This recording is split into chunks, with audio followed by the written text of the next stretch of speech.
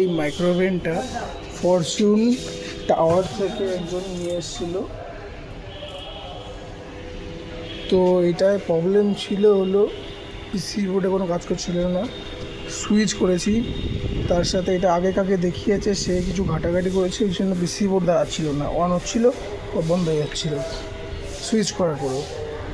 এবং সুইচখানা করার পরে এই আসলাম, এসে চালালাম, এখন দেখি চলছে না। হট করে দেখলাম ক্যাপাসিটারের কানেকশান ভুল করা। ফিউজটা তো আগের থেকে পড়েছিল, জানতাম, আমরা চেঞ্জ করে দিয়েছি ফিউজ। তো এই হলো কন্ডিশন। এর আগে একটা মিস্ত্রিকে দেখিয়েছিল, সে পিসি বিট করে অনেক কিছু করেছিল, চেঞ্জ করেছিল ডায়োড, কিন্তু সে কিছু করতে পারেনি। তো শেষমেশে এটা করে দিলাম, আর গরমও হয়ে গেছে।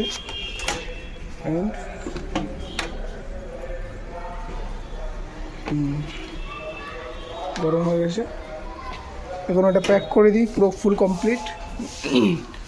তো যে কোনো রকমই হোক, আমার কাছে আমি চেষ্টা করি ঠিক করার, কম খরচের মধ্যে।